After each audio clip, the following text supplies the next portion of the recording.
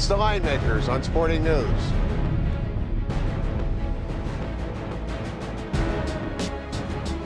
NBA Finals Game 4. Spurs taking a 2-1 lead.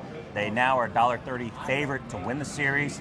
Welcome to Linemakers on Sporting News. I'm Micah Roberts with Rick Heron.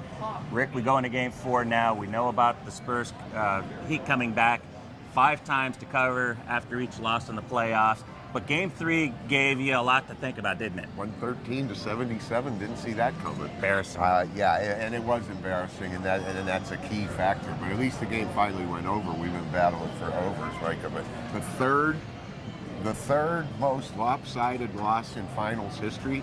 I don't think a lot of people saw that coming. I know a lot of people did favor the Spurs in Game 3, but I don't think he saw that coming. 16 out of 32 threes, 27 for Danny Green, and 7 threes. He now has 16 made threes in 3 games. And then Gary Neal with 6 threes and 24 6 out of 10. And 6 out of 10 and 20. Between them, they made 13 out of 19 threes from 2 role players that have bounced around their whole careers. 16 total in the game. Very impressive showing, and even more impressive when you look at the fact Duncan wasn't a factor in the game. Parker wasn't a factor in Ginobili. It was everybody else, with Leonard doing a great job on the boards and some, picking up some slack here and there. Total team effort, and I'm starting to think that Popovich is making all the right moves in game and out coaching Spoelstra. And I believe that in the third and fourth quarter, definitely, because the Heat really didn't make any adjustments. They kept just shooting the ball from outside. And LeBron James is not being aggressive, assertive. His game, you got to go inside. You got to go to the hoop, get some fouls, get some easy buckets, keep your team in the game. And there's just times where they're just sitting around and waiting for jump shots. And that goes for Wade, Bosh, all the stars on the Heat. LeBron missed 11 of his first 13 shots. He's now had 18, 17, and 15 in the 3 games. That's not Heat basketball. No. I mean, LeBron is LeBron, and they need him to get 30 a game, not 15. And if his confidence is shaken, that's a tough thing. It's for a superstar, confidence is everything. And when you're on the biggest stage of the finals and you're not putting the ball in the bucket, that's a big deal, and I think it plays with a lot more than it would for a guy like a Mike Miller or Chalmers. I think it weighs heavily on a guy like LeBron James. And how much credit do you give Kawhi Leonard for his defense on LeBron? I mean, he was playing terrific basketball. He had a double-double. He had 14 and 12.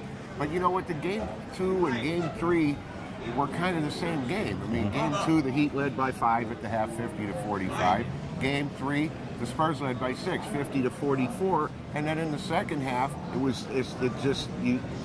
they both made a run, each one in each game. The Heat made the run, and then ended up being a blowout. Spurs made the run in Game 3, it ended up being a blowout.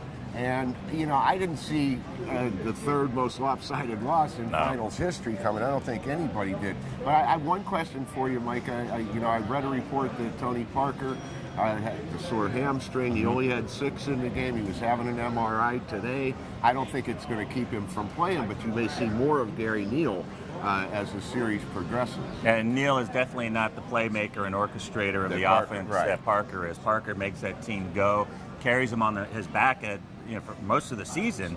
In Game 3, they were able to roll without it. They were just slinging away, making their shots, doing a great job of it. Like we said, the other guys didn't score a lot. They got contributions from everybody else. But somebody for the Heat has to step up. And right now, Mike Miller's doing the job. I think that went unnoticed in this game, kind of because it was such a blowout. But he's really been a factor in this series and could be in Game 4 moving forward. Well, I think the biggest key is LeBron needs to step up. I mean, otherwise, it needs to come on the defensive end the way it did in the second half of Game 2. A stat I didn't really know before yesterday is Miami's now 3-23 all time in San Antonio. Wow. Now they did win there in the regular season this year, and they won without the big 3 playing, without LeBron and Wade and Bosh playing. They won 88-86.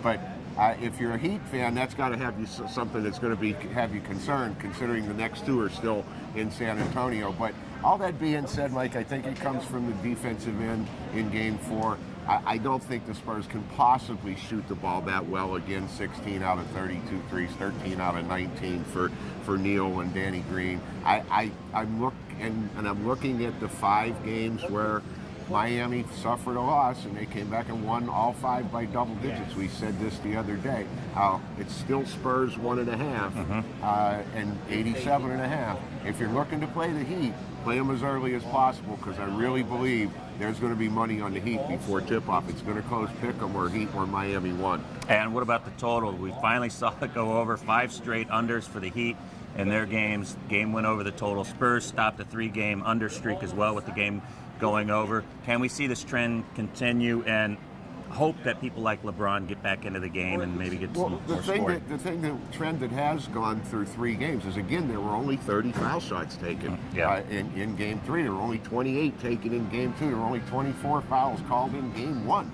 So it's a very cleanly played series. I'm not even going to mess with the total this time, to be honest with you. I'm taking the 1.5 with Miami and relying on what they've done in bouncing back off a loss. Plus, there's the embarrassment factor. When you're on the biggest stage in the world and you get embarrassed like that, you're going to come out with a lot of fire in the next game. Coming into the series, the Heat were a minus $3 favorite, or before the playoffs started, minus $3 favorite, minus 270 before the NBA Finals started. Now you're getting plus 110, the same price you were after Game 1.